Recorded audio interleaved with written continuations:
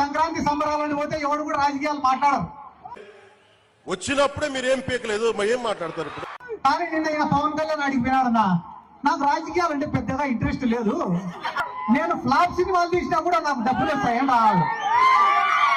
ఈడ 2 పాయింట్లు, ఆయన తీసేదే ఫ్లాప్ సినిమాలు. ఫ్లాప్ సినిమాలు తీసినా నాకు డబ్బులు వస్తాయి, నీకు డబ్బులు వస్తాయి, బానే ఉంది. మళ్ళా ప్రొడ్యూసర్ల పరిస్థితి ఏంది, డిస్ట్రిబ్యూటర్ల పరిస్థితి ఏంది, నీ కోసం గుడ్డలు దించుకుంటే నీ అభిమానుల పరిస్థితి ఏంది? అవన్నీ నాకు అనవసరము, నాకు మాత్రం లెక్క వస్తుందంట.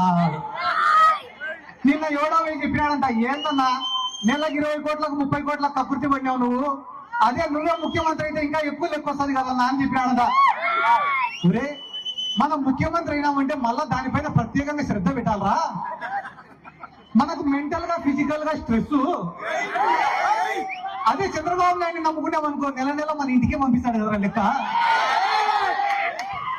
వీళ్ళందరి గురించి నేను ఎందుకు చెప్తానా అంటే, వీళ్ళు కూడా జగన్ సార్ గురించి మాట్లాడే మొగలేనారు.